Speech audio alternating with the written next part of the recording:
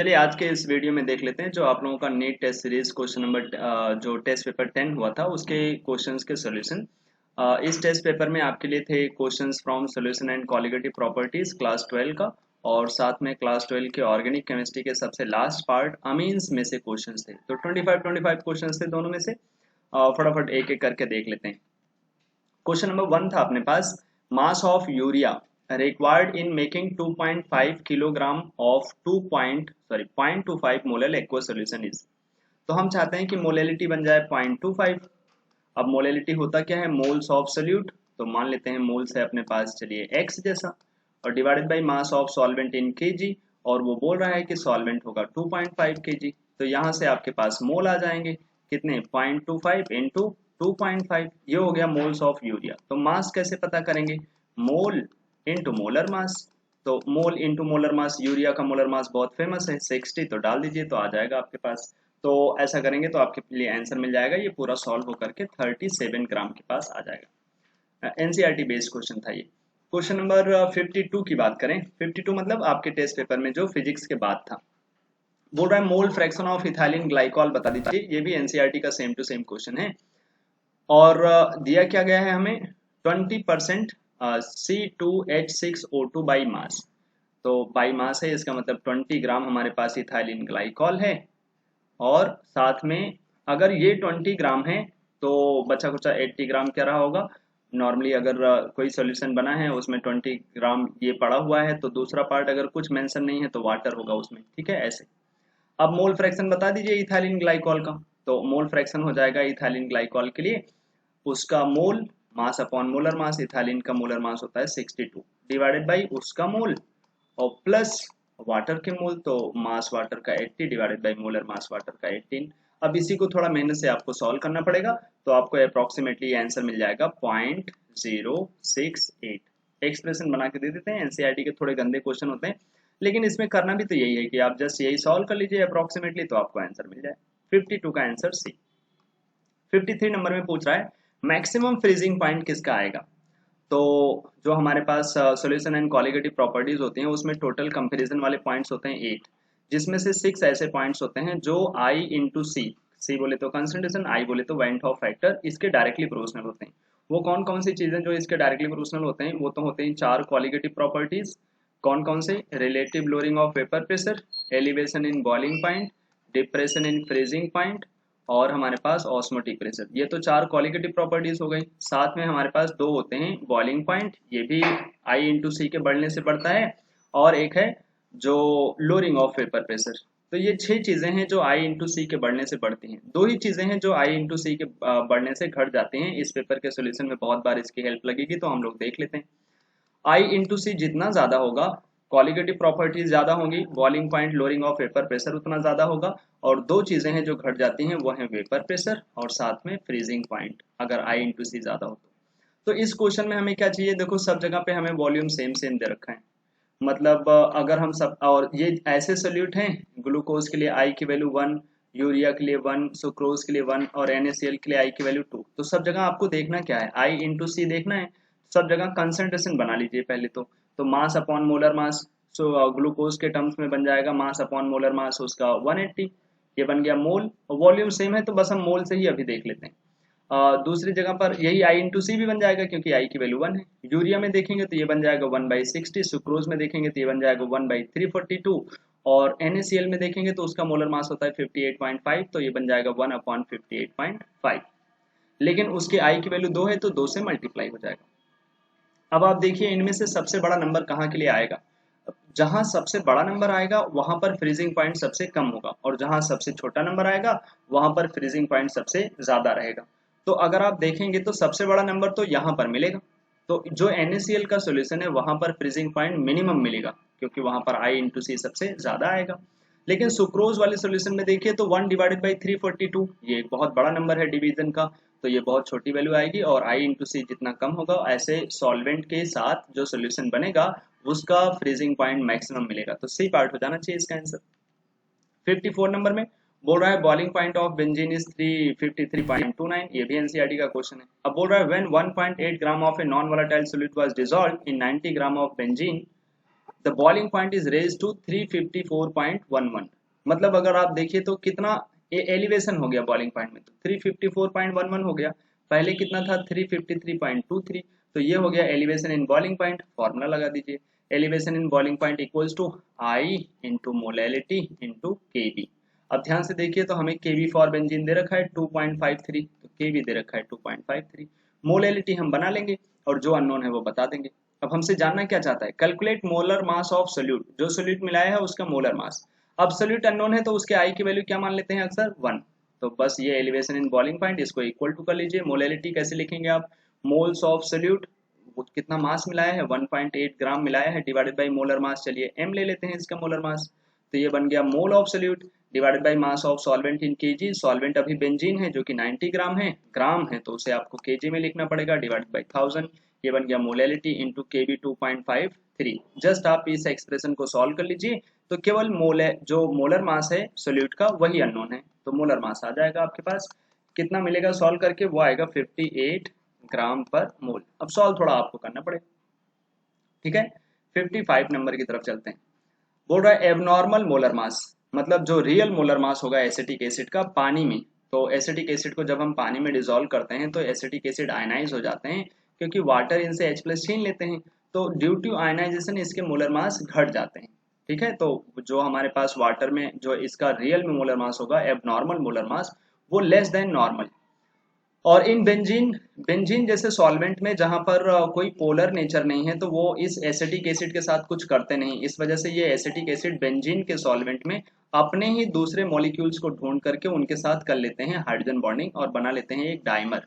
तो डाइमर बनाने की वजह से इनका मोलर मास एसिटिक एसिड के मोलर मास से लगभग डबल जैसा होता है, मतलब 60 × 2 जैसा, अप्रोक्सीमेटली 120 के आसपास ये मोलर मास दिखाते हैं, जो कि इनके नॉर्मल मोलर मास से ज्यादा होता है, तो more than normal molar mass. इसलिए आंसर क्या बन जाएगा इसका, बी पार्ट। क्वेश्चन नंबर 56 बोल रहा है consider the following statements. 100 ml of chloroform on mixing with 100 ml of acetone gives less than 200 ml solution. भैया क्योंकि क्लोरोफॉर्म और एसीटोन को जब मिलाते हैं, कितना फेमस लाइन है ये एनसीईआरटी की, कि ये आपस में क्लोरोफॉर्म के जो हमारे पास H होते हैं, ऐसे नॉर्मली कार्बन से लगे हुए हाइड्रोजन बॉन्डिंग नहीं कर सकते, लेकिन क्लोरोफॉर्म से लगे हुए कर जाते हैं। तो ये आपस में हाइड्रोजन बॉन्डिंग करते हैं, मतलब इनके मिलने से फोर्स ऑफ अट्रैक्शन बढ़ जाता है। इसलिए जब तुम 100 ml मिलाओगे तो लेस देन 200 ml सोल्यूशन मिलेगा, ये सही बात है। और सेकंड स्टेटमेंट है nitric acid with water shows negative deviation from Raoult's law. देखिए भाई, जब नाइट्रिक एसिड और वाटर को मिलाते हैं तो नाइट्रिक एसिड H+ देता है और वाटर के पास है लोन पेयर, ये आपस में अट्रैक्शन बहुत भयंकर दिखाते हैं। तो अट्रैक्शन फोर्सेस जब बढ़ते हैं तो वॉल्यूम घट जाता है और बोलते हैं नेगेटिव डेविएशन दिखाएगा, ये सही बात है। Minimum boiling azeotropic mixture is obtained on mixing acetone with CH2। तो जब आप एसीटोन और CH2 को मिलाते हैं तो क्योंकि एसीटोन एक पोलर मॉलिक्यूल है, CH3CO CH3 ट्रायंगुलर प्लेनर और इनके वेक्टर कैंसिल नहीं होते, तो नेट में इनके पास पोल्स होते हैं, मतलब ये पोलर मॉलिक्यूल हैं। और जो कार्बन डाइसल्फाइड होते हैं वो एक लीनियर होते हैं, like carbon dioxide, non polar nature के होते हैं। तो इनको मिलाने से मिक्सिंग अच्छे से नहीं होती, अट्रैक्टिव फोर्सेस घट जाते हैं, वॉल्यूम बढ़ जाते हैं। और वॉल्यूम बढ़ने का मतलब है कि वो पॉजिटिव डेविएशन दिखाते हैं। और जब इनके बीच में अट्रैक्शन फोर्स की बात करोगे तो बहुत कम होगा, क्योंकि एक पोलर है वो तो आपने आप में अट्रैक्शन चाहेगा, किसी नॉन पोलर मॉलिक्यूल से उसका अट्रैक्शन अच्छा नहीं होगा। इसीलिए यहाँ पर फोर्स ऑफ अट्रैक्शन घटते हैं, और फोर्स ऑफ अट्रैक्शन घटेगा तो बॉइलिंग पॉइंट भी घटता चला जाएगा और आप एक एजियोट्रोपिक मिक्सचर बना पाएंगे, मिनिमम बॉइलिंग एजियोट्रोपिक मिक्सचर। तो ये बात सही है। और लास्ट स्टेटमेंट है डेल्टा जी ऑफ मिक्सिंग, मतलब gives free energy change for mixing of benzene and toluene. ये आइडेंटिकल टाइप के सॉल्यूशंस हैं, तो इनका मिलना बहुत ही आसान है और इनका डेल्टा जी स्पॉन्टेनियस होना ही चाहिए, माइनस होना ही चाहिए। तो यहाँ पर सारे के सारे स्टेटमेंट आपको मिल जाएंगे ट्रू, मतलब आंसर हो जाएगा बी पार्ट। क्वेश्चन नंबर 57 अब बोल रहा है इतना ग्राम हमने CuCl2 को, जो कि 20% आयनाइज होता है, ऐड कर दिया 5 लीटर वाटर में, तो डेल्टा TF बता दीजिए। हम बोलेंगे देखो भाई, डिप्रेशन इन फ्रीजिंग पॉइंट जिसको दिखाते हैं माइनस डेल्टा TF से, फॉर्मूला होता है I into molality into KF। तो भैया KF तो हमें दिया है 1.86 रख देंगे, और मोलैलिटी और I पहले ध्यान से निकालेंगे। CuCl2 टोटल हमें 3 आयन दे सकता है, एक कॉपर और 2 Cl, तो 3 आयन के लिए I कैसे लिखते हैं 1+2 अल्फा। तो यहाँ पर डाल दीजिए 1+2, अल्फा की वैल्यू 20% है, मतलब 0.2, तो ये बन जाएगा 1.4। तो ये हो गया I, तो I की वैल्यू इज्जत से डालिए 1.4। मोलैलिटी लिखिए, तो मोल्स लिखेंगे, मास है 134.4 डिवाइडेड बाई मोलर मास भी सेम है, तो ये तो बस मोल लिखने का तरीका हो गया। तो ये हो गया मोल अपने पास, और मोल पर केजी, 5 लीटर वाटर मतलब 5 kg वाटर, तो ये हो गया मोल पर केजी मतलब मोलैलिटी इंटू के एफ 1.86। अब आप इसे सॉल्व करेंगे तो मिलेगा माइनस का डेल्टा टी एफ, ठीक है। तो जो डेल्टा टी एफ होगा मतलब चेंज इन फ्रीजिंग पॉइंट जो होगा वो आ जाएगा माइनस में, और इसकी वैल्यू कितनी आएगी, आप सॉल्व करेंगे तो आपको ये वैल्यू में मिल जाएगा 0.60, ठीक है। साइन में माइनस होगा क्योंकि आप जानना चाहते हैं चेंज इन फ्रीजिंग पॉइंट, तो चेंज तो नेगेटिव होगा क्योंकि डिप्रेशन होता है, इस वजह से आंसर देंगे लास्ट पार्ट। 58 नंबर में went of factor for 50% ionised K3PO4। भैया अगर K3PO4 से पूछोगे तो आयनाइज हो गए तो 3 पोटेशियम देगा, 1 फॉस्फेट देगा, मतलब 4 आयन दे सकता है। 4 आयन दे सकता है तो फॉर्मूला क्या बनेगा 1+3 अल्फा। तो आप लिखेंगे 1+3 अल्फा की वैल्यू 50% मतलब हाफ, तो आप इसको ऐड कर देंगे तो ये हाफ मतलब 3/2 तो बनेगा 1.5 और 1 ऐड कर देंगे तो 2.5, सही है।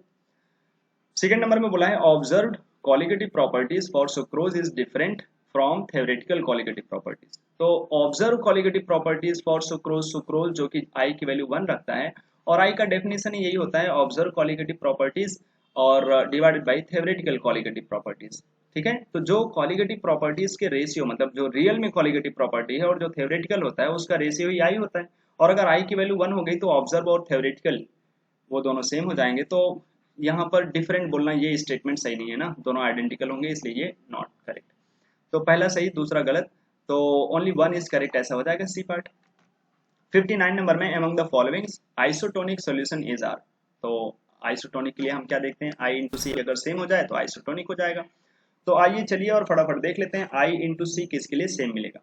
तो सुक्रोज के लिए आई की वैल्यू 1 तो आई इंटू सी 0.1 आ जाएगा। इसके लिए अगर आप आई की वैल्यू देखेंगे तो 2, और क्योंकि ये 2 आयंस दे सकते हैं तो 2 से 0.2 को मल्टीप्लाई कराओगे तो ये 0.4 बन जाएगा। तो अच्छा तीसरे वाले को देख लेते हैं, ये नाइट्रेट 3 देगा, लैंथेनम 1 देगा, तो आई की वैल्यू कितना लेगा अगर 100% आयनाइजेशन हो गया तो 4, 4 को इससे मल्टीप्लाई कराओगे तो ये बन जाएगा 0.1, 25 4 से 100 हो जाता है और ये बन जाएगा 0.1।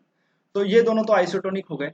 लास्ट वाले में बेरिलियम सल्फेट है, बहुत ज्यादा सॉल्युबल होता है सल्फेट ये, तो जब पूरा डिसॉल्व हो जाएगा तो आई की वैल्यू कितनी देगा 2, और 2 को 0.5 से मल्टीप्लाई करोगे तो 1 मिलेगा, 0.1 नहीं। इसलिए कुछ लोग बोल रहे थे कि सर इसका आंसर होगा 134, अगर ऐसा ऑप्शन होता तो दे देते तो माइनस मिलता, लेकिन आंसर होगा केवल 1 एंड 3, 1 एंड 3 बोले तो सी पार्ट, ठीक है। 59 के बाद 60 boiling point of 0.1 molar calcium phosphate is more then 0.1 molar K3PO4।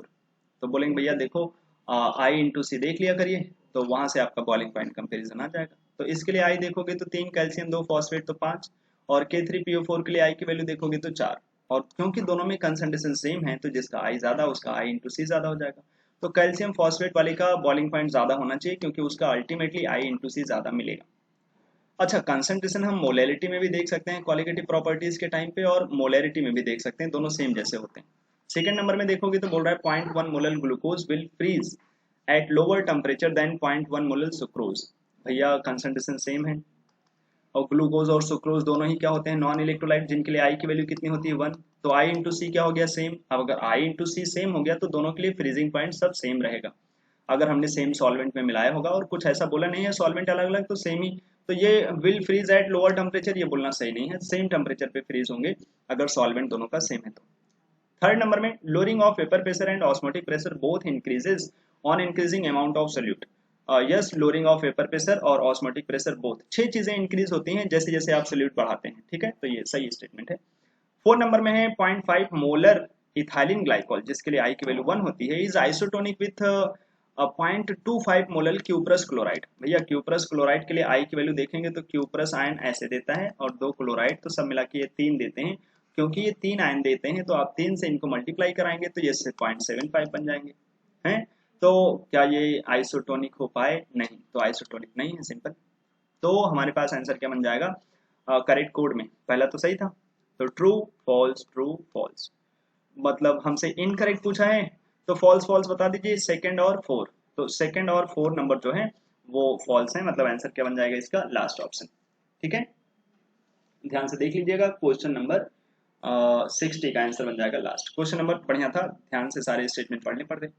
61 बोल रहा है 30 gram of glucose is added in 800 ml of water then boiling point of solution. तो ऐसे क्वेश्चन में पहले एलिवेशन इन बॉइलिंग पॉइंट निकाल लेते हैं। तो एलिवेशन इन बॉइलिंग पॉइंट बन जाएगा ग्लूकोज जिसके आई की वैल्यू 1 है, मोलैलिटी लिखिए, मास अपॉन मोलर मास तो मोल बन गया, divided by mass of solvent in KG mole per KG. 800 ml मतलब 800 ग्राम डिवाइडेड बाई 1000, तो ये बन गया मोल पर केजी मोलैलिटी इंटू केबी की वैल्यू 0.25। सॉल्व कर लीजिए फटाफट, तो ये आ जाएगा 0.11। ये आया एलिवेशन इन बॉइलिंग पॉइंट। तो बॉइलिंग पॉइंट क्या होगा, क्योंकि सॉल्वेंट यहाँ पर पानी है जिसका प्योर फॉर्म में पहले से बॉइलिंग पॉइंट कितना होता है 100 डिग्री सेल्सियस, या उसको हम डिग्री सेल्सियस में नहीं केल्विन में लिखें तो 373, उसमें एलिवेशन कितने का हो गया 0.11 का, तो ये हो जाएगा आंसर। 62 नंबर में vapour pressure of volatile liquid A and B is 450 and 600 torr respectively। ठीक है, तो वेपर प्रेशर हमारे पास दिया गया है volatile liquid A और B का, ये प्योर वाला दिया गया होगा। On mixing 2 moles of A with 3 moles of liquid B, an ideal solution is obtained। तो हमसे जानना चाहता है मोल fraction of A and B in vapor phase। भैया मोल fraction of A in vapour phase अगर तुम जानना चाहते हो तो कैसे लिखना पड़ेगा, तुम्हें लिखना पड़ेगा XA/PA0 डिवाइडेड बाई, मतलब उसकी वजह से pressure divided by total pressure. तो लिखेंगे XA/PA0। XA कैसे आएगा, 2 मोल A का लिया है 3 मोल B का लिया है, तो A का मोल फ्रैक्शन कितना होगा लिक्विड में 2/5, और B का मोल फ्रैक्शन कितना होगा वो होगा 3/5। 2/5 और 3/5, तो शुरू करते हैं। 2/5 A का मोल फ्रैक्शन इंटू PA0 कितना है, पहला वाला जो है वो A का प्योर फॉर्म में वेपर प्रेशर है 450 डिवाइडेड बाई, तो A की वजह से प्रेशर 2/5 इंटू 450 प्लस B की वजह से प्रेशर 3/5 इंटू 600। बस आप इसको सॉल्व कर लीजिए तो A का मोल फ्रैक्शन आ जाएगा, और जैसे ही आपने A का निकाला B का अपने आप हो जाएगा, वेपर फेज में ही तो पूछा है। तो भैया इसको जब आप सॉल्व करेंगे 62 नंबर में तो आपको आंसर मिल जाएगा, जो इसकी वैल्यू आएगी वो आ जाएगी 0.33 के पास, तो आंसर मिलेगा आपको सी पार्ट। ठीक है, ए का मोल फ्रैक्शन आ गया तो बी अपने आप ही आंसर हो जाएगा। 63 नंबर में मैक्सिमम फ्रीजिंग पॉइंट। भैया मैक्सिमम फ्रीजिंग पॉइंट फिर से सबका कंसंट्रेशन सेम है, तो आई की वैल्यू जितनी कम फ्रीजिंग पॉइंट उतना ज्यादा। तो सबसे कम आई की वैल्यू किसकी है, सुक्रोज की, तो उसका फ्रीजिंग पॉइंट सबसे ज्यादा, तो 63 का भी आंसर क्या बन जाएगा, बी पार्ट। ठीक है, 64 नंबर में which one of the following statement is false. False पूछा है, पहले में बोल रहा है कि हम ऑस्मोटिक प्रेशर का ऑर्डर लिख रहे हैं, तो नॉर्मली कोलिगेटिव प्रॉपर्टी है ये, तो आई की वैल्यू जितनी ज्यादा होगी, कंसंट्रेशन सबके लिए सेम दिया है तो उसका ऑस्मोटिक प्रेशर उतना ज्यादा आ जाएगा। इसके लिए आई की वैल्यू 5, इसके लिए 2 और यूरिया तो जस्ट 1 होते हैं, तो ये तो सही स्टेटमेंट है। Osmotic pressure is helpful for the calculation of molar masses of protein polymers and macromolecules. ये बिल्कुल करेक्ट होता है, जो ऑस्मोटिक प्रेशर के फॉर्मूले होते हैं ना, pi equals to ICRT, concentration को क्या लिख सकते हैं मोल पर लीटर, मोल को लिख सकते हैं मास अपॉन मोलर मास, तो इस फॉर्मूले से जो मोलर मास है निकाला जा सकता है प्रोटीन का, पॉलीमर्स का और मैक्रोमोलिक्यूल्स की। एनसीईआरटी की फेमस लाइन है, ध्यान रखिए, सही है। सी स्टेटमेंट है अपने पास, Raoult's law states that vapor pressure of a component over a solution is proportional to its mole fraction। मतलब वेपर में जो मोल फ्रैक्शन आएगा वो उसके मोल फ्रैक्शन के डायरेक्टली प्रोपोर्शनल होता है। तो ठीक है, वेपर प्रेशर यही तो बताते हैं राउल्ट्स बाबा कि ए का जो पार्शियल वेपर प्रेशर होगा वो directly proportional to its mole fraction. Last में बोला है 2 sucrose solutions of same molality. 2 sucrose का सॉल्यूशन है जिसकी मोलैलिटी सेम है इन डिफरेंट सॉल्वेंट। अब डिफरेंट सॉल्वेंट ले लोगे तो दोनों का केएफ अलग अलग हो जाएगा। Will have same freezing point, नहीं, अगर मोलैलिटी सेम है सॉल्वेंट सेम है तो सेम आएगा, लेकिन अगर मोलैलिटी सेम है और सॉल्वेंट डिफरेंट है तो सेम नहीं आएगा, तो यहाँ सेम बोलना गलत है, इसलिए ये स्टेटमेंट फॉल्स हो जाएगा और आंसर बन जाएगा 64 का लास्ट। 65 नंबर में हमसे चेक करना है स्टेटमेंट्स। पहला बोला है on increasing temperature Henrys constant increases. देखो भाई हेनरीज कांस्टेंट का सॉल्युबिलिटी से लेना देना है, सॉल्युबिलिटी बढ़ेगी तो हेनरीज कांस्टेंट घटेगा, और जब जब सॉल्युबिलिटी घटेगी हेनरीज कांस्टेंट बढ़ेगा। तो जब हम टेम्परेचर बढ़ाते हैं तो कोई भी गैस लिक्विड में कम डिसॉल्व होती है, क्योंकि गैस लिक्विड में कम डिसॉल्व होती है तो फिर सॉल्युबिलिटी घट जाती है, इसका मतलब तो केएच बढ़ जाते हैं, ये सही है। जैसे टेम्परेचर बढ़ाते हैं सॉल्युबिलिटी डिक्रीज होता है, और जब जब सॉल्युबिलिटी घटेगी हेनरीज कांस्टेंट बढ़ जाएगा। सेकंड नंबर में है Henrys constant KH for oxygen is more then helium. अब फिर भैया देखो ऑक्सीजन का मोलर मास ज्यादा है ना, सुना होगा तुमने एक टर्म डीओ, डिसॉल्व ऑक्सीजन। तो जो ऑक्सीजन होते हैं वो नॉर्मली पानी में ज्यादा डिसॉल्व हो जाते हैं, उनकी सॉल्युबिलिटी थोड़ी ज्यादा होती है। अब उनकी सॉल्युबिलिटी ज्यादा है तो उनका केएच कैसा होगा, कम, मोर नहीं लेस होना चाहिए, तो ये गलत है। Henrys constant decreases on increasing temperature, भैया वो तो पहले वाले का उल्टा लिखा है तो गलत है। 4 नंबर में Henrys constant KH for O2 remains constant on changing temperature, नहीं, टेम्परेचर चेंज करते हैं तो चेंज होता है भाई, देखा नहीं ऊपर, टेम्परेचर बढ़ाओगे तो हेनरीज कांस्टेंट बढ़ जाएगा, तो ये भी गलत स्टेटमेंट है। तो सही क्या है, केवल 1 नंबर, तो सी पार्ट आंसर बन जाएगा। 66 नंबर में बोल रहा है क्लोरोबेंजीन और ब्रोमोबेंजीन को मिलाएंगे, तो ये दो आइडेंटिकल टाइप के लोग हैं, इनको मिलाने से आइडियल सॉल्यूशन बनता है। अब अगर सॉल्यूशन आइडियल बनेगा तो जो चेंज इन वॉल्यूम होता है वो कितना, 0, यहाँ क्या लिखा है नॉन जीरो, तो ये गलत है। चेंज इन इंथैल्पी, क्योंकि आइडियल है तो ना अट्रैक्शन बढ़ेगा ना रिपल्सन बढ़ेगा, इस वजह से जो चेंज इन इंथैल्पी होता है वो जीरो होता है। यहाँ लिखा है नॉन जीरो, ये गलत है।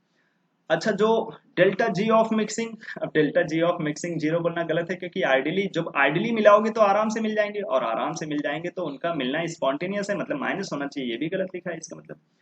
हाँ, जो एंट्रोपी का चेंज है for all kind of mixing is always positive, तो फिर इसे जीरो मतलब नॉन जीरो बोलना सही है, मतलब जो एंट्रोपी का चेंज होगा वो तो पॉजिटिव में रहता है, तो नॉन जीरो ही तो रहेगा, तो लास्ट पार्ट करेक्ट हो जाएगा, तो लास्ट आंसर बन जाएगा 67 नंबर में। इस पेपर का शायद सबसे लाजवाब क्वेश्चन था, देख लेते हैं। फॉलोइंग सॉल्यूशंस आर गिवन, ठीक है। बोल रहा है एज्यूम कर लो सब 100% आयनाइज होते हैं, तो H3PO2 ये हाइपोफॉस्फोरस एसिड होता है, एक ही H प्लस दे सकता है और अपना एनाइन बना लेगा H2PO2 माइनस। ये बंदा 2 H प्लस देगा और अपना एनाइन बना लेगा, और ये बंदा 3 H प्लस देगा और अपना एनाइन बना लेगा। तो I की वैल्यू पहले के लिए तो बन जाएगी 2, अगले के लिए बन जाएगी 3 और इसके लिए बन जाएगा 4। डिफरेंट डिफरेंट आयंस मिलेंगे, सबका कंसंट्रेशन सेम है। अब सेम कंसंट्रेशन है तो आई की वैल्यू ही सब डिसाइडिंग फैक्टर होगा, जिसका आई की वैल्यू ज्यादा होगी उनकी क्वालिटेटिव प्रॉपर्टीज ज्यादा आएंगी। और क्वेश्चन में हमसे यही कंपेयर कराना चाहता है, relative lowering of vapour pressure, depression in freezing point, elevation in boiling point. तो भैया all properties are highest for third, क्योंकि उसके आई की वैल्यू ज्यादा है, ये बात बोलना बिल्कुल सही है।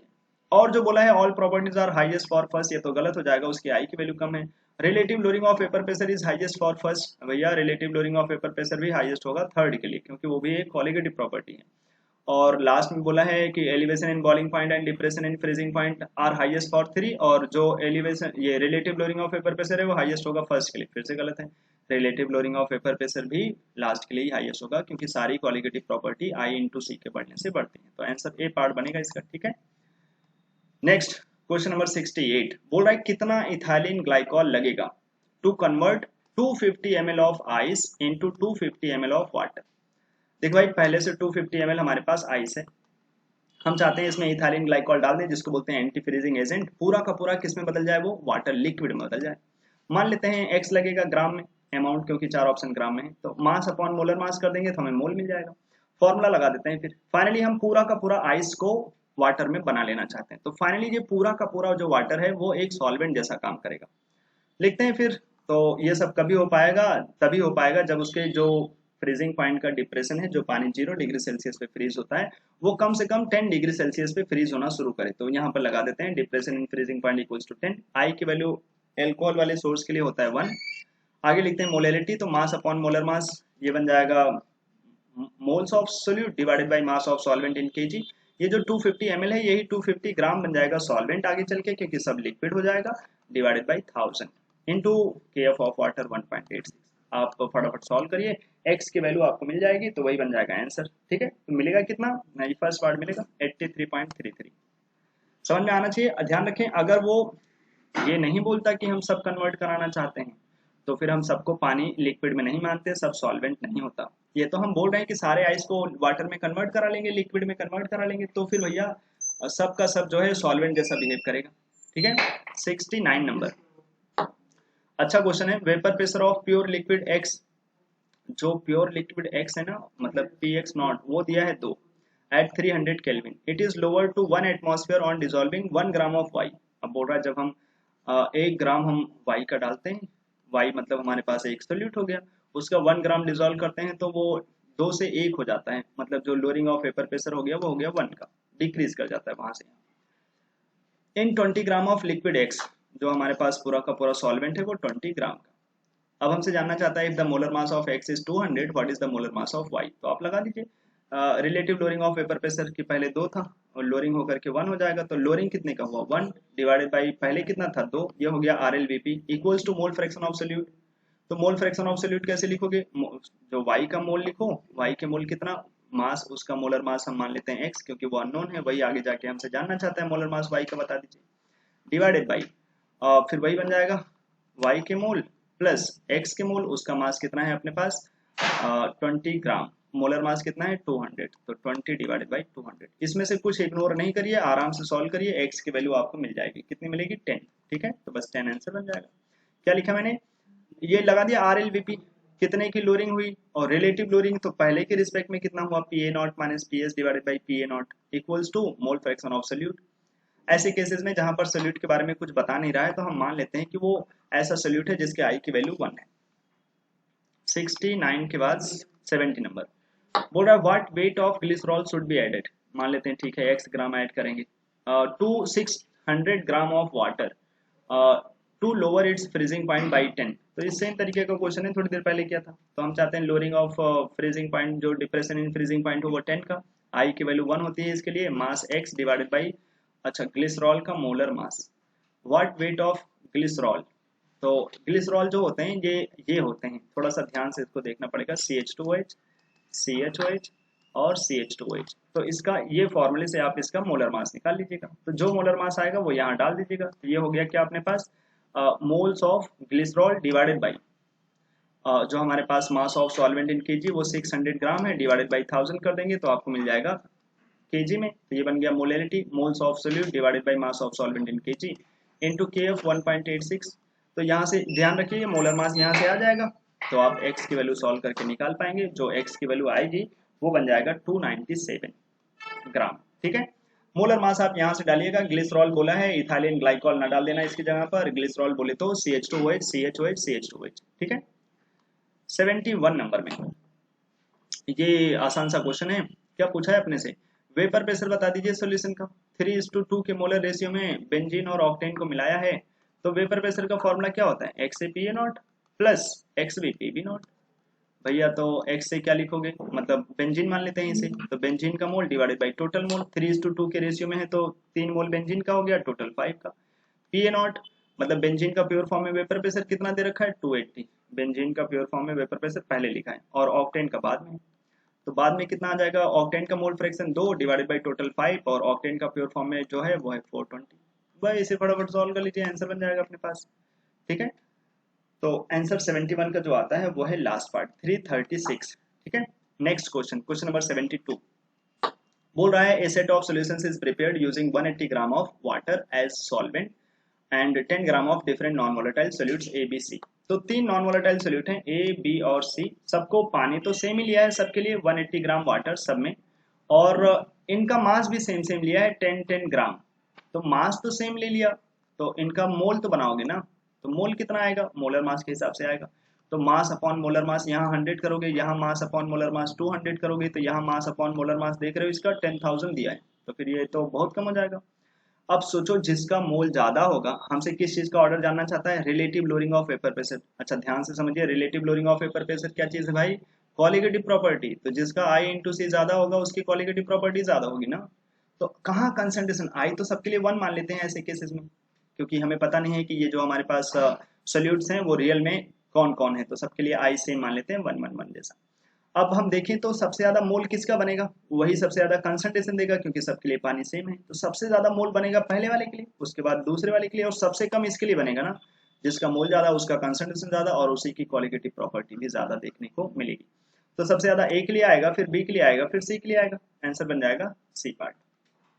73 नंबर में, तो ये तो सिंपल इस फैक्ट के ऊपर बेस्ड है कि जो हमारे पास जितना तुम हेनरीज कांस्टेंट देखोगे उसकी सॉलिबिलिटी उतनी कम आएगी। तो आप देख लीजिए सबसे ज्यादा हेनरीज कांस्टेंट है अल्फा का, उसकी सॉलिबिलिटी सबसे कम। फिर सेकंड हाईएस्ट हेनरीज कांस्टेंट है बीटा का, तो उसकी वैल्यू सॉलिबिलिटी सेकंड लोवेस्ट हो जाएगी। फिर थर्ड हाईएस्ट है ये डेल्टा का, तो डेल्टा का हो जाएगा उसके बाद। और सबसे कम हेनरीज कांस्टेंट दिया है गामा का 10⁻⁻5, तो उसकी सॉलिबिलिटी सबसे ज्यादा हो जाएगी, आंसर बन जाएगा लास्ट पार्ट। 74 नंबर में बोल रहा है two solutions A and B are prepared by dissolving 1 gram of non volatile solute X and Y। दो सॉल्यूशन A एंड B बनाए गए नॉन वोलेटाइल सोल्यूट X और Y को लेकर के। ठीक है, कितना 1 ग्राम ये 1 ग्राम ये, दोनों ही 1 ग्राम डाला है respectively in 1 kilogram water, 1 kilogram water में। ठीक है भाई। The ratio of depression in freezing point for A and B is found to be 1:4। जो डिप्रेशन फ्रीजिंग पॉइंट का रेशियो आया वो 1:4 आया, तो चलिए लगा देते हैं 1:4। और डिप्रेशन इन फ्रीजिंग पॉइंट का फॉर्मूला क्या होता है भाई, I into molality into KF, क्योंकि दोनों के लिए पानी ही है तो वो KF जब हम रेशियो में लिखेंगे तो कैंसिल हो जाएगा। I की वैल्यू तो दोनों के लिए 1 मान लेते हैं, बस हमें लिखना है मोलिलिटी। तो कैसे लिखोगे, mass divided by molar mass X का, तो ये बन गया मोल, और क्योंकि सॉल्वेंट सेम है तो वो सॉल्वेंट भी रेशियो में कैंसिल हो जाएगा, तो बस मोल का रेशियो लिख दो। और दूसरे के लिए मास 1 ग्राम उसका भी है और मोलर मास उसका Y। भैया ठीक है, अब बस अब वो चाहता है कि इनके जो मोलर मास का रेशियो होगा एक्स और वाई का वो बता दीजिए। तो अगर आप देखेंगे इनको तो ये बनेगा 1:4 इक्वल्स टू वाई ऊपर भाग जाएगा और एक्स नीचे चले आएंगे। तो अब अगर आप चाहते हैं एक्स और वाई का रेशियो, तो एक्स और वाई का रेशियो क्या बन जाएगा, जब हम M X is to M Y लिखना चाहेंगे तो ये बन जाएगा 4:1। 4:1 कहीं है नहीं, तो फिर इसको ऐसे लिख दो, 4 से डिवाइड कर दो तो 1:0.25 हो जाएगा, 1/4। 1:1/4 बोले तो 1:0.25 बोले तो आंसर बन जाएगा बी पार्ट। ठीक है, 74 का आंसर बी ऑप्शन हो जाएगा अपने पास। अब आ जाते हैं ऑर्गेनिक केमिस्ट्री से रिलेटेड, अमीन से रिलेटेड क्वेश्चन है। ये तो नीट में आया था, लास्ट ईयर ही आया था यार, पिरिडीन या इसी को पढ़ते हैं पायरिडीन। ये प्यारा सा स्ट्रक्चर होता है, 3 पाई बॉन्ड होते हैं इसमें, तो सिग्मा तो काउंट ही नहीं करना पड़ेगा। और नाइट्रोजन के पास ही लोन पेयर होता है। नॉर्मली कार्बन अपने पास लोन पेयर नहीं रखते क्योंकि वो अपनी वैलेंसी चार्ज जो उनको बनाना चाहिए वो पूरा अपने इलेक्ट्रॉन बॉन्ड में भेज देते हैं। तो जस्ट एक लोन पेयर, तो ए पार्ट आंसर हो जाएगा। Question number 76, correct order of pKb in aqua solutions. तो एक शॉर्टकट होता है कि जो हमारे पास पानी में अमीन्स होती हैं, सबसे छोटी मिथाइल की अमीन, तो मिथाइल की अमीन के केस में सेकेंडरी सबसे बेस्ट होते हैं। और क्योंकि मिथाइल सबसे छोटा एल्काइल है तो लास्ट में 13 लिखते हैं, छोटा सा नंबर। इथाइल वाले केस में ऐसे लिखते हैं सेकेंडरी सबसे अच्छा, इथाइल थोड़ा सा बड़ा मोलर मास है तो बाद में बड़ा नंबर देते हैं। एग्जाम में कंफ्यूजन ना हो इसलिए इसको ऐसे याद रखते हैं कि जब कम मोलर मास तो कम 13 और जब ज्यादा मोलर मास तो ज्यादा नंबर 31। ठीक है, तो क्योंकि इथाइल का केस देख रहे हैं तो सेकेंडरी सबसे बेस्ट होगा, फिर टर्सरी, फिर प्राइमरी। जो अच्छी अमीन उसका के बी वैल्यू ज्यादा होगा, तो पी के बी किधर बढ़ेगा, इधर की तरफ पी के बी बढ़ेगा। तो सबसे ज्यादा पी के बी होगा प्राइमरी अमीन का, तो highest P K B will be for primary amine, second highest will be for tertiary amine, और सबसे lowest value will be for secondary amine. ठीक है, तो आंसर बन जाएगा last part. Question number 77, aniline is a set of reactions yielded in product D. तो जो ये पूरा का पूरा सीक्वेंस है, यहाँ पर फाइनली जो प्रोडक्ट बनता है डी, हमसे जानना चाहता है डी क्या होगा। तो पहला तो डाइजोनियम डाइएजोटाइजेशन की रिएक्शन है, NH2 जो है बेंजीन रिंग से कनेक्टेड है तो कन्वर्ट हो जाएंगे, थोड़े से स्टेबल होते हैं N2 प्लस Cl माइनस में। CuCN ये गाटरमैन वो सैंड में रिएक्शन हो जाएगी, N2 प्लस को हटा दिया जाएगा, Cn लगा दिया जाएगा बेंजीन रिंग के साथ। H2Ni क्या करेगा, Cn को CH2NH2 में बदल देगा। अब जो ये फाइनली सी वाला है ना, सी बन जाएगा एक प्राइमरी अमीन, CH2NH2। ठीक है, बेंजाइल अमीन। अब जो एल्काइल अमीन होते हैं, जो एलिफैटिक अमीन्स होती हैं, वो प्राइमरी अमीन जो है HNO2 से रिएक्शन करके एल्कोहल बना देते हैं। इसलिए जो फाइनली डी का प्रोडक्ट होगा ना वो एल्कोहल में कन्वर्ट होगा, क्योंकि इनके डाइजोनियम बहुत अनस्टेबल होते हैं तो वो फाइनली कन्वर्ट हो जाते हैं अपने कार्बोकेटाइन में, और पानी सॉल्वेंट होता है तो वो इनको एल्कोहल में बदल देता है। तो फाइनली जो प्रोडक्ट होगा वो 77 का ए पार्ट। ये तो हमसे जानना चाहता है identify the compound that will react with Hinsberg reagent. Hinsberg reagent से रिएक्शन करेगा to give a solid which dissolves in alkali. तो भैया प्राइमरी अमीन ऐसा करते हैं, तो लास्ट पार्ट में देख लो, प्राइमरी अमीन ही हिंसबर्ग रिएजेंट से रिएक्शन करके ऐसी चीज बनाएंगे जो एल्कली में सॉल्युबल हो।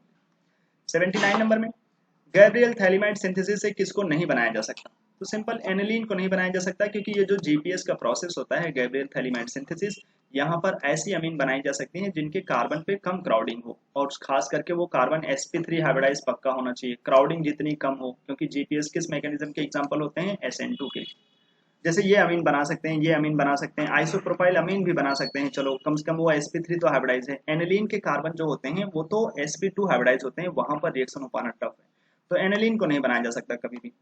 80 नंबर में, बेसिक स्ट्रेंथ, हाँ जो अभी थोड़ी देर पहले लिखा था मिथाइल और इथाइल की बेसिक स्ट्रेंथ, वो ऐसा क्या होता है कि ऐसे तो टर्सरी अमीन सबसे अच्छे अमीन होती हैं, लेकिन मिथाइल इथाइल के केस में सेकेंडरी बेस्ट होते हैं, सेकेंडरी अमीन बेस्ट होते हैं, और यहाँ पर तो टर्सरी सबसे बेकार होता है और यहाँ पर प्राइमरी सबसे बेकार होते हैं। प्राइमरी बेकार होते हैं इसमें कोई बुराई नहीं है, क्योंकि प्राइमरी अमीन के पास एल्काइल ग्रुप कम होते हैं, लेकिन सबसे अच्छी अमीन सेकेंडरी कैसे हो जाते हैं, क्योंकि ये दो इफेक्ट से पूरा का पूरा इनका रिजल्ट निकल के आता है।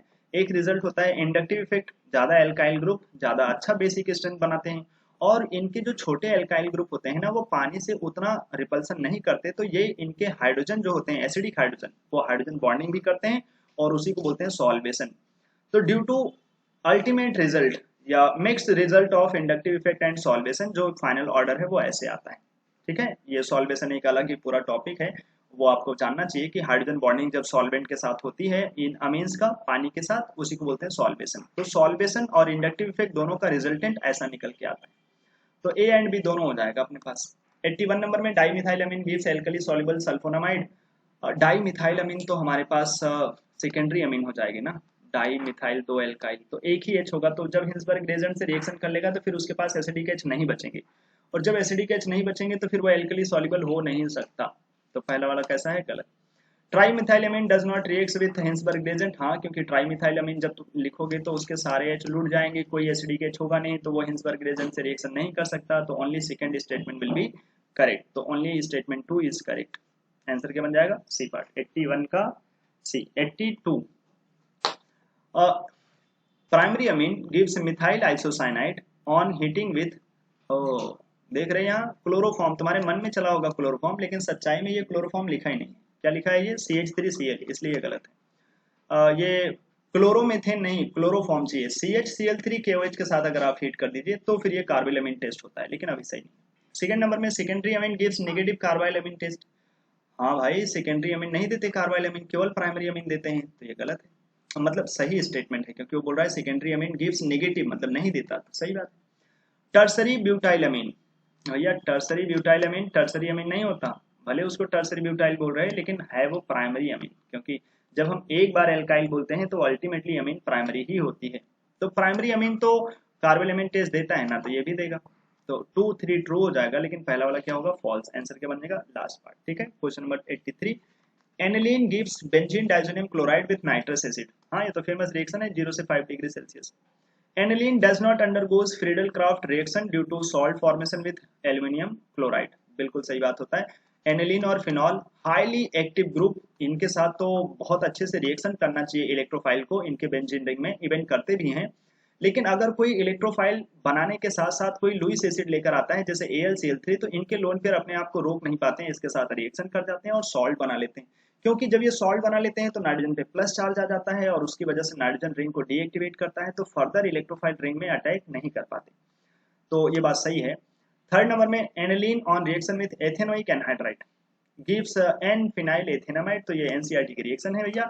अगर आप चाहते हैं कि हमारे पास एनिलीन का ग्रुप थोड़ा सा कम एक्टिवेटिंग हो जाए तो आप इसमें डाल सकते हैं RCOCl या फिर किसी एसिड का एनहाइड्राइड डाल सकते हैं, ठीक है। तो ये वाले पार्ट इनके H से निकल जाते हैं, HCl और एसिड बना के, और COR करके यहाँ लग जाते हैं, तो एक अमाइड बना देते हैं, तो ये बिल्कुल सही होता है, जिससे रिंग थोड़ा सा कम एक्टिवेट होता है और थोड़ा कंट्रोल्ड रिएक्शन हो पाती है, इलेक्ट्रोफिलिक एडिशन सब्स्टिट्यूशन जो रिएक्शन चलते हैं एनिलीन के अंदर वो, तो सही बात है थर्ड नंबर स्टेटमेंट। और फोर्थ नंबर में pKb of aniline is more than benzyl amine, भैया पीकेबी एनिलीन देखो उसका लोन पेयर रिंग से रेजोनेंस करता है, गधा बेस होता है, इस वजह से उसका पीकेबी थोड़ा ज्यादा होता है, जो गधे बेस होते हैं उनका पीकेबी वैल्यू हाई होती है, तो ये सही बात है। तो फिर पूछ रहा था करेक्ट क्या है, तो हमारे हिसाब से तो सारी करेक्ट है, 83 में ऑल आर करेक्ट, आंसर हो जाएगा सी पार्ट, ठीक है। 84 नंबर में जस्ट आपको पीकेबी वैल्यूज मैच करानी है, तो आप बेसिक स्टेन देख लीजिए, एन मिथाइल एथेनामीन, तो भैया आप चाहते हो कि नाइट्रोजन के साथ मिथाइल लगाओ, और एथेनामीन मतलब 2 कार्बन की एल्काइल अमीन एसिड, इथाइल मिथाइल अमीन बोलना चाहते हैं, अमोनिया है। एन मिथाइल एनिलीन, एनिलीन तो गधे होते हैं, और बेंजीन अमीन, बेंजीन अमीन का मतलब यही एनिलीन, तो भैया ये जो एनिलीन का सोर्स है तो इनका पीकेबी बहुत ज्यादा होगा, तो ये मैच होंगे 1-2 से, ठीक है, इनकी मैचिंग आएगी 1-2 से। और जो पहला दूसरा है वो थोड़े अच्छे बेस हैं, क्योंकि उनका लोन पेयर कहीं डीलोकलाइज नहीं होगा, रेजोनेंस नहीं करेगा, तो अच्छे बेस का पीकेबी कैसा होता है, कम, जिसमें जो ऑर्गेनिक अमीन्स होती हैं, जिसमें एल्काइल ग्रुप लगे होते हैं, उनकी बेसिक स्ट्रेंथ ज्यादा होती है, तो उनके पीकेबी की वैल्यू सबसे कम होगी, तो ए की मैचिंग हो जाएगी 4 से, ए की मैचिंग 4 से, और बी की मैचिंग किससे होगी 3 से, तो आंसर हो जाएगा बी पार्ट, और आगे देखना ही नहीं, ठीक है। 84 का आंसर बी। 85 नंबर में गैस फेज में हाइड्रोजन बॉन्डिंग नहीं होती है, इस वजह से जो टर्सरी अमीन होती हैं वही बेस्ट होते हैं, फिर सेकेंडरी अमीन, फिर प्राइमरी अमीन, फिर अमोनिया, तो ये सही बात होती है। Gabriel phthalimide synthesis is an example of SN2 mechanism, yes. Third number में aniline can not be obtained, यही तो थोड़ी देर पहले देखा था, तो ये ट्रिपल टिक वाला है, सब सही है, ट्रू ट्रू ट्रू।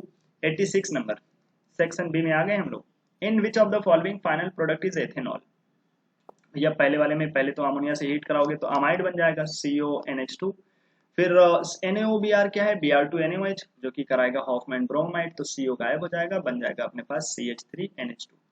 और अब ये कौन सी रिएक्शन है, ये है प्राइमरी अमीन की HNO2 से, तो फाइनली बन जाएगा CH3OH, प्राइमरी अमीन HNO2 से रिएक्शन करके एल्कोहल बना लेते हैं, यहाँ KCN दोगे तो CN लग जाएगा Br हट के, CN से लग जाएगा CH2NH2, भैया तो वहाँ 2 कार्बन है, 1 कार्बन और बढ़ जाएगा, तो फिर ये हमारे पास वैसे भी जब वो प्राइमरी अमीन बनेगा टर्मिनल पे तो वो अल्टीमेटली कार्बोकेटाइन से रिएक्शन होती है तो आइसोप्रोपाइल अल्कोहल बना देगा। हमें तो एथेनॉल चाहिए था। यहाँ पर देखिए 3 कार्बन है, पहले अमाइड बनेगा, फिर KO Br दोगे तो CO गायब हो जाएगा, बनेगा CH3 CH2 NH2। तो ये जो फाइनल प्रोडक्ट होगा यहाँ पर वो बन जाएगा CH3 CH2 NH2। अब क्योंकि ये इथाइल अमीन है, इसका कार्बोकेटाइन कहीं रीअरेंज कर नहीं सकता, तो जब हम इसकी रिएक्शन कराते हैं HNO2 के साथ तो प्राइमरी अमीन फाइनली एल्कोहल बना के कंप्लीट होते हैं। प्राइमरी अमीन का सोर्स OH में जाता है, इतना ध्यान रख लीजिए, वाया कार्बोकेटाइन। तो यहाँ बन गया इथेनॉल, तो यही आंसर हो गया। क्वेश्चन नंबर 87 क्या बोला है अपने को, benzene can be obtained by. तो अगर आप नाइट्रोबेंजीन लेकर जाओगे तो पहले रिडक्शन करा दोगे, NH2 बन जाएगा, NaNH2 HCl, तो डाइहाइड्रोटाइजेशन N2 + Cl-, और इससे रिड्यूस करा दोगे तो बेंजीन बन जाएगी। हाँ, तो यहाँ बेंजीन बन जाएगी। और बेंजीन डाइजोनियम को अगर आप अल्कोहल के सोर्स प्राइमरी अल्कोहल से रिड्यूस कराते हैं तो भी बेंजीन बन जाती है। तो दोनों से बन जाएगी, बोथ 1 और 2। आंसर बन जाएगा 87 का C। 88 नंबर में fluorobenzene can be obtained by. भैया फ्लोरोबेंजीन अगर आपको बनाना है तो ये वाली रिएक्शन करानी है फेमस, डाइएजोटाइजेशन कराओ, HBF4 लगाओ, काफी 100 डिग्री सेल्सियस तक टेम्परेचर दो तो फ्लोरोबेंजीन बन जाएगा। शॉर्ट रिएक्शन से नहीं बनती। 88 का क्या होगा, फेमस C पार्ट। 89 नंबर में amines can be prepared by GPS। तो सिंपल नॉर्मल जो एल्काइल अमीन होती हैं, प्राइमरी अमीन हो, उनको बना सकते हैं बड़े आराम से, जहां जहां ब्रांचिंग करोगे उनको बनाना बहुत टफ। 89 नंबर में पहली वाली रिएक्शन जो है CuBr HBr, ये सैंडवेयर रिएक्शन है, और केवल CuHBr ये गाटरमैन रिएक्शन है। तो आपको याद होना चाहिए, फटाफट आप टिक कर सकते हैं, आंसर बन जाएगा एक पार्ट। 91 नंबर में aniline reacts with bromine water at room temperature to give a white PPT of 2,4,6 tribromo aniline. Aniline लिखा है, ठीक है, तो ये सही बात है। व्हाइट PPT बन जाते हैं, ब्रोमीन वाटर बहुत सारा Br+ देते हैं तो फटाफट वो रिंग के ऑर्थो पैरा पे जाके रिएक्शन कर जाते हैं और 2,4,6 ट्राइब्रोमो एनिलीन बना लेते हैं। एनिलीन गिव्स 4 ब्रोमो एनिलीन, ये तो NCERT की रिएक्शन है। एनिलीन का पहले आपने करा दिया एसिटाइलेशन, इससे क्या होगा, एनिलीन थोड़ा सा कम एक्टिवेट हो जाएगा, फिर ऑर्थो पैरा पे एक साथ रिएक्शन नहीं होगी जब हम उसका थोड़ा सा एसिटाइलेशन करा देंगे, क्योंकि उसका लोन पेयर अब रिंग में नहीं जाएगा, मतलब जाएगा तो रिंग में लेकिन थोड़ा सा कम जाएगा। फिर अब इसका ब्रोमिनेशन कराओगे तो उसके पैरा पे Br लग जाएगा, फिर हाइड्रोलिसिस करा दोगे तो ये एसिटाइलेशन फिर से आपस में हाइड्रोलिसिस करा के NH2 आ जाएंगे, तो फाइनली ये 4 ब्रोमो एनिलीन बना लेंगे, ये ट्रू बात है। तो दोनों ट्रू हो जाएंगे, बी पार्ट आंसर। 92 नंबर में which one is most reactive towards coupling reaction. तो कपलिंग रिएक्शन के लिए उसकी रिएक्टिविटी ज्यादा होगी जहां पर इलेक्ट्रॉन खींचने वाले ग्रुप अच्छे हों, क्योंकि कपलिंग रिएक्शन में जो डाइजोनियम सॉल्ट होते हैं वो काम करते हैं एज ए इलेक्ट्रोफाइल, और जितना अच्छे से इलेक्ट्रॉन खींचोगे वो उतने अच्छे से इलेक्ट्रोफाइल जैसा काम करेंगे, इसलिए मोस्ट रिएक्टिव आएगा बी पार्ट। क्योंकि और सब जगह पर वो मेटा पोजीशन पे लगे हैं, उतने अच्छे से खींच नहीं पाते, एल्काइल का तो काम ही है इलेक्ट्रॉन पेयर देना, तो सबसे ज्यादा जो प्लस चार्ज की डेंसिटी डेवलप होगी वो यहाँ पर। 92 का B part. 93 incorrect about the following compound. तो ये एक सेकेंडरी अमीन है, it forms NN di alkyl benzene sulphonamide with Hinsberg reagent. हाँ, क्योंकि जैसे आप H हटाएंगे तो 2 अल्काइल तो रहेगा ना, मिथाइल और इधर बेंजीन रिंग वाला, ट्रू है। It gives yellow colour on reaction with HNO2, जो सेकेंडरी अमीन होते हैं वो HNO2 के साथ येलो कलर देते हैं, ये भी सही है। It gives its pKb is more than benzyl amine. देखो भाई, बेंजाइल अमीन से अच्छा बेस ये होगा, क्योंकि बेंजाइल अमीन तो ये है बेंजीन रिंग CH2 NH2, ये एक प्राइमरी अमीन है और जबकि ये एक सेकेंडरी अमीन है। सेकेंडरी अमीन अच्छे बेस होंगे तो pKb कम होगा, यहाँ लिखा है मोर, तो ये गलत बात है। लास्ट वाला सही है, तो सी पार्ट आंसर हो जाएगा, क्योंकि इनकरेक्ट ही आंसर बन जाएगा, ठीक है। Question number 94 pH required for the following coupling reaction are respectively. तो एनिलीन की रिएक्शन थोड़ी सी एसिडिक मीडियम में कराते हैं तो pH should be less than 7, और फिनॉल की थोड़ी सी बेसिक मीडियम में तो मोर देन 7। पूछा है x तो वो लेस देन 7 होगा, और y की वैल्यू मोर देन 7, तो x will be less than 7, y more than 7, last part answer बन जाएगा। 95 नंबर में एल्काइल डाइजोनियम, ये बहुत ही अनस्टेबल होते हैं क्योंकि एल्काइल ग्रुप इलेक्ट्रॉन को पेयर को पुश करते हैं जिससे नाइट्रोजन गैस लिबरेट हो जाता है, तो highly unstable, true. Arene diazonium salts are more stable than alkyl diazonium. हाँ, क्योंकि जो एरिन डाइजोनियम होते हैं वो थोड़ा रेजोनेंस करते हैं, इस वजह से थोड़े ज्यादा स्टेबल होते हैं। Arene diazonium salts are less stable, ये गलत बात है।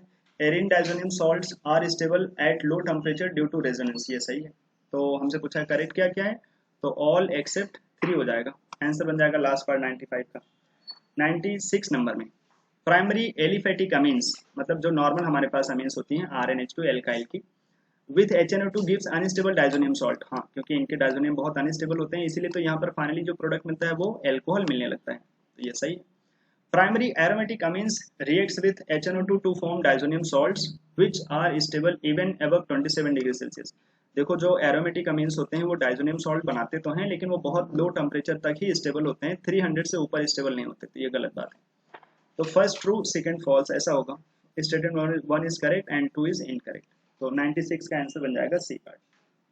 97 नंबर में the product formed from the following reaction, CN lithium aluminium hydride उसे बदल देगा CH2NH2 में, और NaNO2HCl जो है उसे फिर से वही प्राइमरी अमीन की रिएक्शन कराओगे इससे तो फिर वो बना देगा उसे एल्कोहल में, क्योंकि ये कोई वो तो है नहीं, बेंजीन रिंग से लगा हुआ रह नहीं जाएगा, तो अल्टीमेटली एल्कोहल आएगा, बेंजाइल एल्कोहल। 98 नंबर में इंक्रीजिंग ऑर्डर ऑफ बेसिसिटी, तो ये पिरिडीन पहला वाला है, दूसरा वाला है अपने पास पाइरोल, और तीसरा तो हमारे पास एक नॉर्मल अमीन है जो जिसका लोन पेयर बिल्कुल रेजोनेंस नहीं करेगा, तो सबसे अच्छा बेस होगा सी, तो सी विल बी स्ट्रॉन्गेस्ट बेस।